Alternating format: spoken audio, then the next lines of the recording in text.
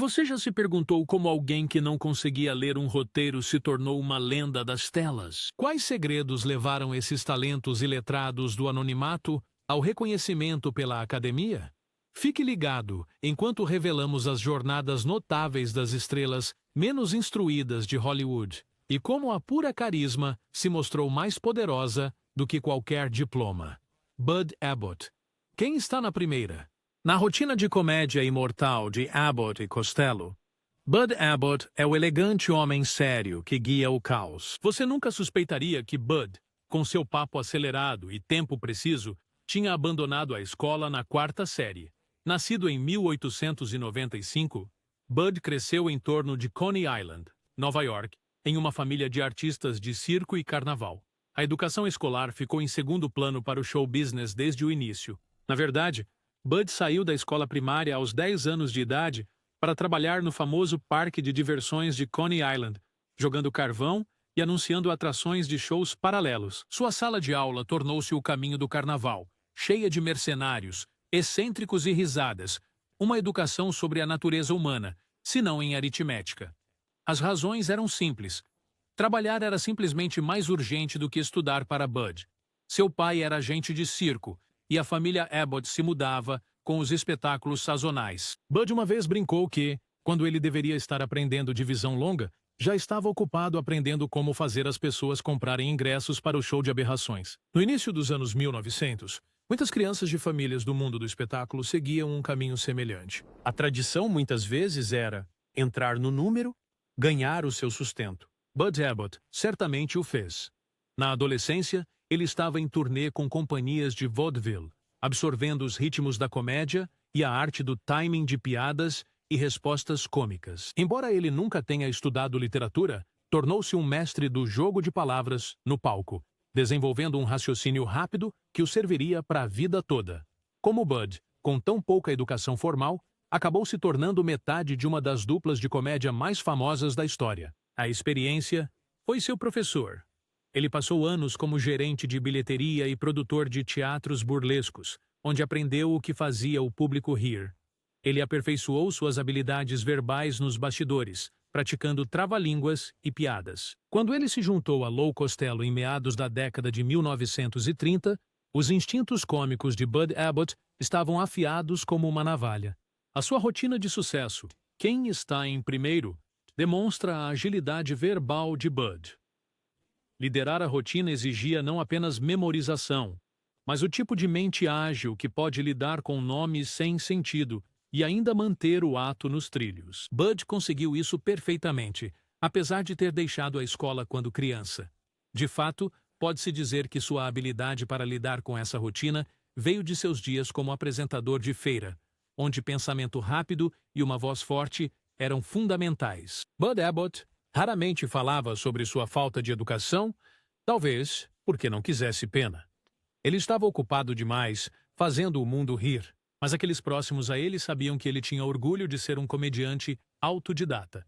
Ele havia aprendido contabilidade por conta própria para gerenciar a venda de ingressos de teatro e lia jornais diariamente para manter suas conversas atualizadas. Lou Costello. Lou Costello, o rechonchudo e clownesco contraponto de Bud Abbott, tinha um passado muito diferente, mas que igualmente carecia de um término acadêmico formal.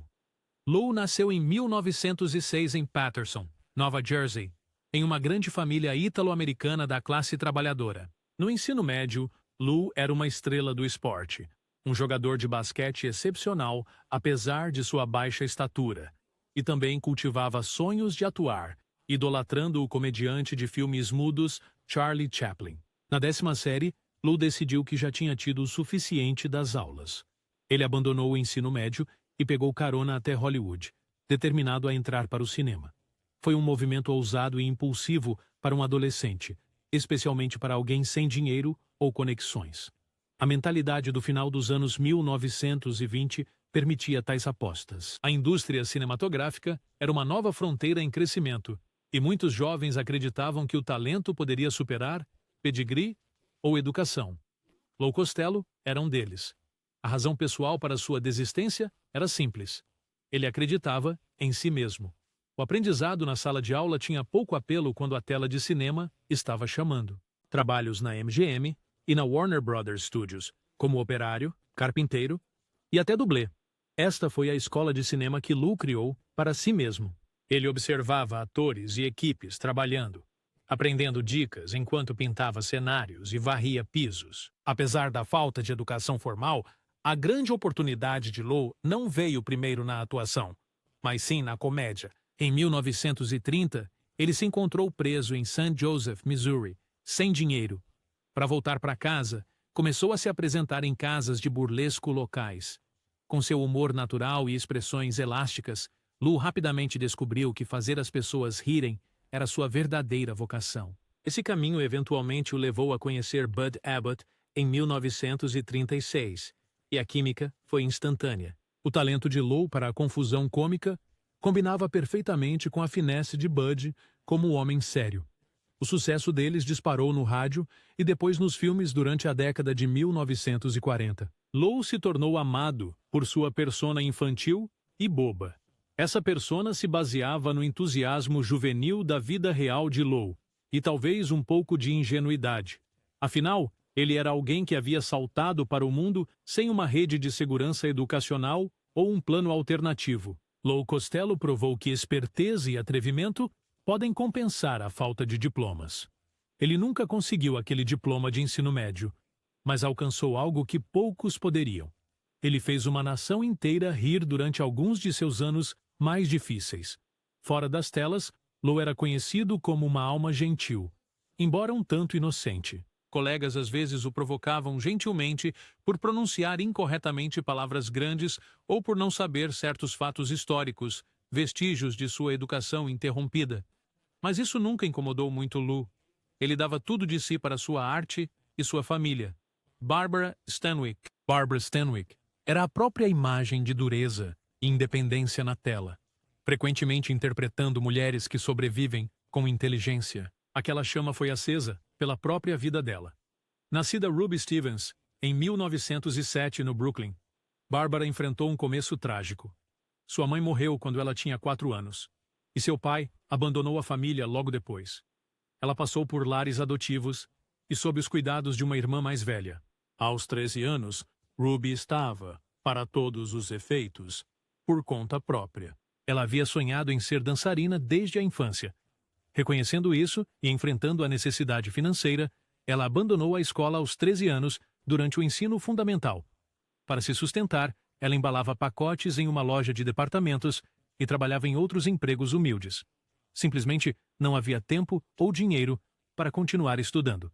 Nos anos 1920, não era incomum que órfãos ou crianças em situação de extrema pobreza abandonassem a escola cedo. A situação de Bárbara era extrema. Ela mais tarde disse que nunca conheceu uma infância verdadeira ou a normalidade de permanecer na escola. Em vez disso, a sua educação veio das ruas do Brooklyn e dos palcos do vaudeville. Aos 15 anos, conseguiu um emprego como corista, pendurando-se pelas mãos em um lustre suspenso em um show do Ziegfeld Follies. Noite após noite, enquanto outros adolescentes estudavam álgebra, Bárbara estava aprendendo disciplina e atuação na linha de coro. Era uma educação difícil. Longas horas, afastando homens predatórios, economizando cada centavo. Ela aprendeu a autossuficiência rapidamente. A ascensão de Stanwyck a partir desses começos foi meteórica. Ela chegou a Broadway ainda na adolescência e depois a Hollywood em 1929. Renomeada Barbara Stanwyck, ela transformou sua determinação, endurecida pela vida, em uma série de papéis aclamados. Em Stella Dallas, Bola de Fogo, Pacto de Sangue e dezenas de outros, os personagens de Stanwyck eram frequentemente mulheres espertas e determinadas, não muito diferentes de si mesma. Como ela compensava a falta de educação formal? Sendo uma estudante atenta da vida. Colegas de elenco notaram ela, ouvindo atentamente as instruções dos diretores, lendo os roteiros meticulosamente e sendo sempre a primeira no set. Totalmente preparada. Bárbara pode não ter aprendido com professores, mas aprendeu com a experiência e com mentores da indústria. Frank Capra, que a dirigiu no início, ficou impressionado com a rapidez com que ela captava as nuances da atuação e do cinema. Barbara Stanwyck também era conhecida por sua profis. e intelecto fora das câmeras. Ela era articulada, tendo eliminado em grande parte qualquer sotaque característico de uma infância pobre no Brooklyn. Sua biblioteca em casa estava cheia de livros. Ela se educou em literatura e artes mais tarde na vida, demonstrando uma sede de conhecimento, apesar de ter abandonado os estudos cedo. Errol Flynn. Errol Flynn, o herói aventureiro de Capitão Blood e as aventuras de Robin Hood, viveu uma vida tão selvagem quanto os personagens que interpretou. Flynn nasceu em 1909 de pais respeitáveis na Tasmânia, Austrália. Seu pai era professor, então você pensaria que a educação seria garantida. Mas o jovem Errol era a proverbial ovelha negra. Ele era brilhante, mas absolutamente indisciplinado. Por sua própria admissão posterior, ele foi expulso de todas as escolas que frequentou. De fato, Errol frequentou uma série de escolas e conseguiu ser expulso de todas por volta do início da adolescência. Ele nunca chegou perto de completar o ensino médio. Uma expulsão foi por brigar e, segundo rumores, por um caso com uma lavadeira da escola. Outra foi basicamente por se recusar a obedecer a qualquer regra. As razões por trás da falta de educação formal de Flynn eram em grande parte a sua rebeldia pessoal.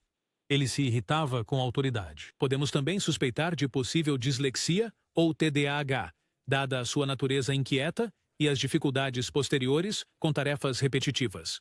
Mas nos anos 1920, essas coisas não eram diagnosticadas. Tudo o que é certo é que Errol Flynn preferia a escola da aventura. Aos 17 anos, após sua última expulsão, ele partiu para encontrar fortuna na Nova Guiné como minerador de ouro, supervisor de plantação e, ocasionalmente, pequeno ladrão. Uma existência real de Huckleberry Finn. Essa vida dura e tumultuada ensinou a Errol muito mais do que uma sala de aula poderia. Luta com espadas, navegação marítima, técnicas de sobrevivência e uma confiança destemida. Como esse jovem quase selvagem acabou se tornando uma superestrela de Hollywood. Destino e carisma. As escapadas de Flynn eventualmente o levaram a atuar em filmes australianos por acaso, e ele mostrou uma presença natural na tela. A Warner Brothers o trouxe para Los Angeles em meados da década de 1930. Uma vez lá, o atletismo de Flynn e sua atitude despreocupada o tornaram perfeito para papéis heróicos. Ele teve que se refinar um pouco.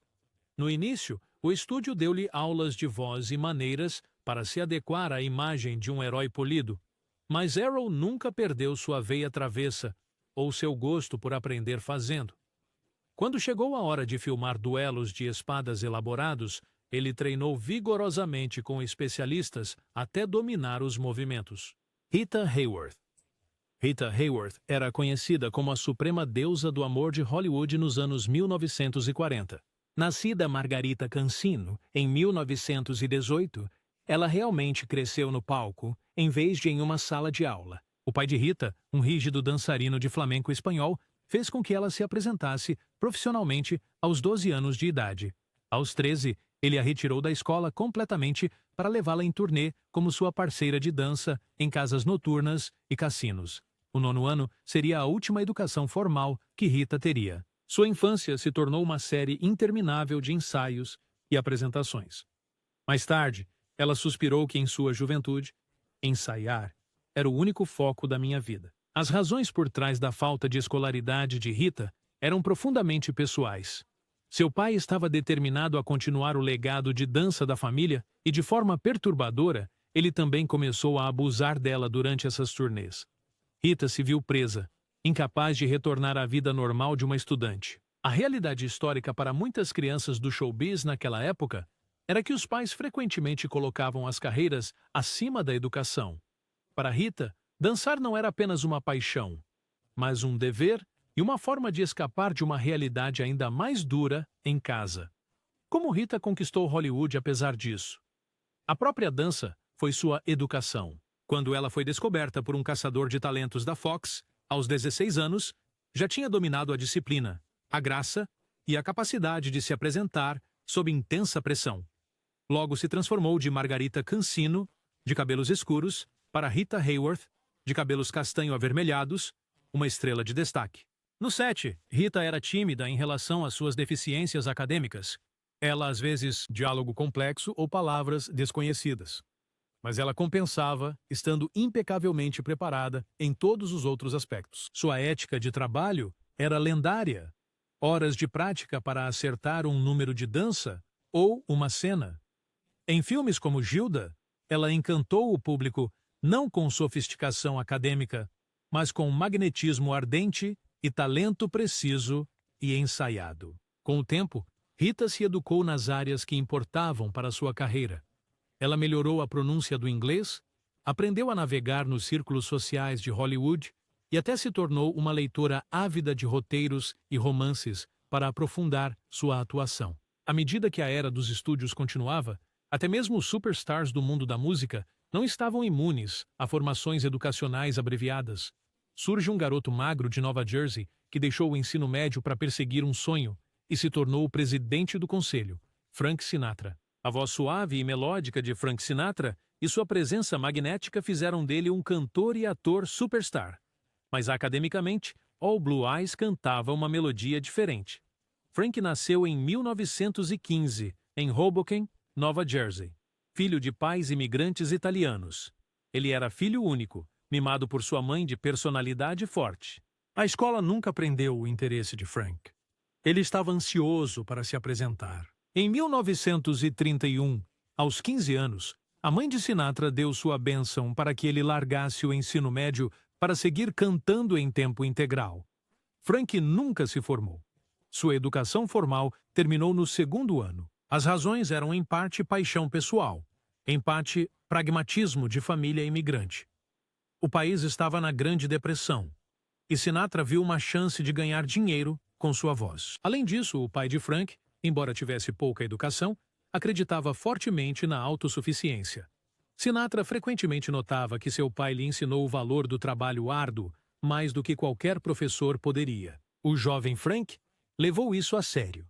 Se a escola não o estava ajudando a se tornar um cantor, ele encontraria seu próprio caminho, e encontrou, cantando em clubes locais e no rádio.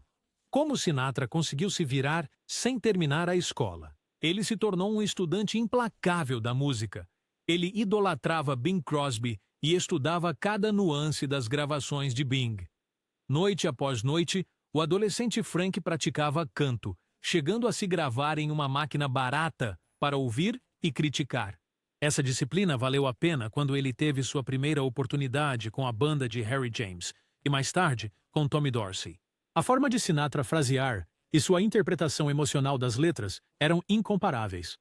Era como se ele tivesse um doutorado em expressar a alma de uma canção. Também nos filmes, ele provou ser naturalmente hábil. Embora brincasse sobre não conhecer o jargão sofisticado da atuação, ele tinha instintos de rua que davam autenticidade a papéis como o de Maggio em A um Passo da Eternidade. Sinatra permaneceu um tanto autoconsciente sobre sua educação formal limitada. Nos anos posteriores, ele se educou através de experiências de vida, lendo biografias, conversando com escritores e políticos e dominando a perspicácia nos negócios da indústria do entretenimento. Ele também garantiu que seus próprios filhos recebessem a educação que ele não teve. Dean Martin. Dean Martin, um dos amigos de Rat Pack de Sinatra e uma lenda do entretenimento por direito próprio, também seguiu um caminho pouco ortodoxo. Dean nasceu como Dino Crocetti, em 1917, em Steubenville, Ohio, filho de pais imigrantes italianos. Durante a infância, ele falava apenas italiano até começar a escola, o que o deixou atrasado com o inglês. O jovem Dino estava mais interessado em boxe, jogar cartas e cantar, do que em fazer lição de casa. Ele supostamente abandonou no 10º ano, brincando que achava que era mais esperto que seus professores. Um pouco de bravata escondendo o fato de que a escola formal simplesmente não era o seu forte. Em vez de ir para a aula, Dino fazia trabalhos esporádicos. Operário em uma siderúrgica, atendente de posto de gasolina, croupier de blackjack em um bar clandestino local, até mesmo um boxeador amador sob o nome de Kid Crochet. Cada uma dessas empreitadas lhe ensinou algo e o endureceu. O ambiente social de Steubenville, uma cidade mineira difícil, em parte ditava as escolhas de Dino. Era um lugar onde um jovem poderia ganhar mais dinheiro em um jogo de dados ou uma luta de boxe, do que concluindo o ensino médio. A falta de educação formal de Dean Martin foi equilibrada por uma riqueza de L.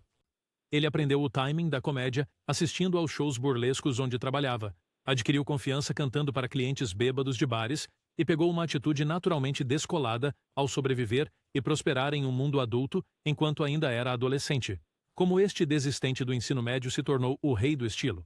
Aproveitando seus talentos naturais e carisma, Dean tinha uma voz aveludada e uma facilidade impressionante no palco. Ele começou a cantar com bandas locais, o que levou a um show em Nova York. Lá, ele cruzou caminhos com um jovem comediante chamado Jerry Lewis. Os dois formaram uma dupla em 1946.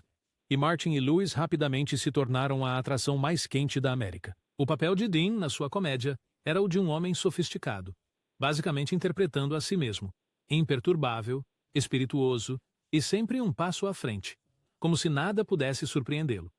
Essa confiança talvez nunca tivesse se desenvolvido em uma sala de aula protegida. Foi forjada em salões de bilhar e clubes noturnos. Como artista solo nas décadas de 1950 e 60, Dean Martin conquistou a música, o cinema e a televisão, aparentemente com um coquetel em uma mão e uma piada nos lábios. As pessoas que conheciam Dean brincavam que ele tinha um mestrado em ser descolado. Ele não precisava de livros para encantar uma audiência ou apresentar seu próprio programa de variedades na TV. Sammy Davis Jr. Poucos artistas foram tão talentosos em tantas áreas como Sammy Davis Jr. Ele podia cantar, dançar, atuar, fazer imitações e tocar vários instrumentos. Impressionantemente, este dínamo conseguiu tudo isso sem jamais frequentar um único dia de escola tradicional. Sammy nasceu em 1925 e literalmente cresceu no mundo do espetáculo. Aos 3 anos, o pequeno Sammy juntou-se ao seu pai e tio no palco de vaudeville como parte do trio Will Mastin. Porque o trio estava constantemente em turnê pelo país, Sammy não teve oportunidade de frequentar uma escola formal. Eu não tive um dia de educação formal, lamentou Sammy mais tarde. Nunca sentei em uma sala de aula na minha vida. Essa é a única coisa rígida que tenho com meus filhos. Conseguir uma educação. Essas palavras revelam tanto orgulho por suas conquistas, quanto um arrependimento pungente pelo que perdeu. As razões foram amplamente históricas e raciais. Nos anos 1930 e 1940, mesmo que o pai de Sammy quisesse colocá-lo na escola, isso teria sido difícil. A trupe estava sempre em movimento, e em muitos lugares, as oportunidades educacionais para crianças negras eram extremamente limitadas ou rigidamente segregadas. Em vez disso, a educação de Sammy veio do circuito de vaudeville. Ele aprendeu a ler decifrando partituras de canções e histórias em quadrinhos na estrada. Ele aprendeu matemática, ajudando a contar os recibos de ingressos, e aprendeu história vivenciando as brutais realidades do racismo americano em primeira mão, como um artista itinerante negro. Como Sammy Davis Jr. superou essa falta de educação formal? Através de pura genialidade e uma ânsia por aprender de outras maneiras. Seu pai contratava tutores ocasionalmente durante as turnês, mas a maior parte do aprendizado de Sammy era informal. Ele observava e imitava tudo. Na adolescência, ele conseguia imitar atores brancos famosos, que ele nem mesmo podia conhecer devido à segregação, apenas observando seus filmes. Ele se dedicou a aperfeiçoar seu sapateado e aprendeu sozinho a tocar bateria, piano e trompete. Seu apetite voraz por se apresentar não deixava tempo para se sentir inferior por não ter ido à escola. Quando Sammy finalmente alcançou o estrelato, primeiro na Broadway, depois em filmes de Hollywood e como membro do Rat Pack de Sinatra, seu talento bruto eclipsou qualquer necessidade de diplomas. No palco, ele exalava uma educação da alma. Ainda assim, Sammy sentiu isso. Ele chamou a falta de educação formal de seu único grande arrependimento. Nos anos mais tarde, ele se educou amplamente, lendo livros sobre filosofia e religião, tornando-se um defensor apaixonado dos direitos civis, e até aprendeu a falar um pouco de japonês e hebraico para suas esposas. Jerry Lewis. Jerry Lewis, o comediante louco, que fez parceria com Dean Martin e mais tarde dirigiu suas próprias comédias de sucesso, seguiu um caminho familiar a muitos comediantes. Ele era o palhaço da turma que não durou muito na escola. Nascido em 1926 de pais artistas de vaudeville, Jerry começou a se apresentar aos 5 anos de idade, fazendo esquetes de comédia pastelão nos shows de seus pais nas montanhas Catskills. banco traseiro para suas aspirações no showbiz e energia hiperativa. Ele foi expulso do ensino médio na 9ª série por mau comportamento e, após uma breve tentativa em outra escola, abandonou de vez aos 16 anos. Jerry, mais tarde, meio que brincou que foi expulso por jogar um balão de água no diretor. Um brincalhão de coração. Na verdade, ficar parado atrás de uma mesa era um tormento para um garoto que vivia para fazer as pessoas rirem. O início da década de 1940, viu muitos jovens saindo da escola cedo para se juntar à força de trabalho ou ao serviço militar. Jerry tomou um caminho diferente. Ele entrou na força de trabalho do entretenimento. Caindo na estrada como adolescente, ele refinou um número único, fazendo mímica de canções cômicas malucas no palco. Essa falta de educação não era vista como uma desvantagem no circuito de boates, onde Jerry encontrou sucesso. Pelo contrário, sua persona anárquica e juvenil se beneficiava de parecer um pouco bruto. Como Jerry Lewis superou sua falta de educação formal, deixando sua criatividade natural correr solta. Sua mente cômica era um turbilhão que a educação formal poderia ter tentado domar. Mas sem rédeas, prosperou. Aos 19 anos, ele se associou a Dean Martin, e a química deles cativou a América. Jerry trouxe uma exuberância infantil para seu número, jogando-se em cada esquete com uma comédia física destemida. Ele não precisava citar Shakespeare ou fazer cálculos. Precisava apenas acessar a imaginação desenfreada que sempre teve. Quando Martin e Lewis se separaram em 1956, muitos duvidaram que Jerry pudesse ter sucesso sozinho. Mas Jerry Lewis provou ser não apenas um performer engraçado, mas um brilhante escritor, diretor, criando sucessos como O Professor Aloprado. Ele inovou com novas técnicas de filmagem sem qualquer formação formal em escola de cinema. Sua intuição e motivação o levaram a ensinar na Escola de Cinema da Universidade do Sul da Califórnia mais tarde, algo bastante irônico para alguém que abandonou o ensino médio. Jerry, com a típica autoconsciência, costumava reconhecer sua falta de educação formal em entrevistas, geralmente com uma piada. Marlon Brando. Marlon Brando, frequentemente saudado como o maior ator do século XX, revolucionou a atuação no cinema com seu estilo emocional e natural. É impressionante que alguém tão afinado ao comportamento humano tenha tido grandes dificuldades no mundo estruturado da educação. Brando nasceu em 1924 em Omaha, Nebraska. Sua infância foi turbulenta. Uma mãe alcoólatra que ele adorava. Um pai autoritário que ele desprezava. Marlon reagiu agindo de forma rebelde. Na adolescência, vivendo em Illinois, ele se saiu tão mal nas aulas e desafiou tanto a autoridade que seus pais o enviaram para a Academia Militar Shattuck na esperança de incutir disciplina, mas nem mesmo a rígida escola militar conseguiu conter as travessuras de Brando. Famosamente, ele foi expulso em seu último ano do ensino médio, uma traquinagem a mais. Assim, ele nunca recebeu um diploma de ensino médio. Brando mais tarde admitiu que não ter uma educação formal sempre foi uma fonte de constrangimento para ele, uma confissão surpreendente de uma figura tão aclamada. Os motivos para a educação interrompida de Brando eram em grande parte pessoais e psicológicos. Ele se ressentia de qualquer restrição, talvez uma reação às críticas constantes de seu pai. Ele provavelmente também tinha um temperamento artístico que não combinava com a aprendizagem mecânica. No entanto, após a expulsão, Brando fez algo incomum. Ele encontrou seu propósito na atuação. Em 1943, ele se mudou para Nova York e se matriculou no Dramatic Workshop, estudando sob a famosa instrutora de atuação Stella Adler. Em outras palavras, Brando buscou uma educação alternativa, uma na arte da atuação. Ele devorou aulas sobre o sistema de Stanislavski e psicanálise para personagem desenvolvimento. Aqui estava um caso onde um desistente encontrou sua sala de aula finalmente, só que não em um colégio tradicional. Como Brando transformou sua educação formal mínima em um talento que marcou época. Ao investir todo o seu intelecto e emoção na atuação, ele leu peças e literatura vorazmente para compensar o tempo perdido. Quando Brando surgiu na Broadway em Um Bonde Chamado Desejo aos 23 anos, Ele estava se baseando não em diplomas acadêmicos, mas em um poço de experiências reais, diálogo complexo ou palavras desconhecidas. Mas ela compensava, estando impecavelmente preparada em todos os outros aspectos. Sua ética de trabalho era lendária. Horas de prática para acertar um número de dança ou uma cena. Em filmes como Gilda, ela encantou o público não com sofisticação acadêmica, mas com magnetismo ardente e talento preciso e ensaiado. Com o tempo, Rita se educou nas áreas que importavam para sua carreira. Ela melhorou a pronúncia do inglês, aprendeu a navegar nos círculos sociais de Hollywood e até se tornou uma leitora ávida de roteiros e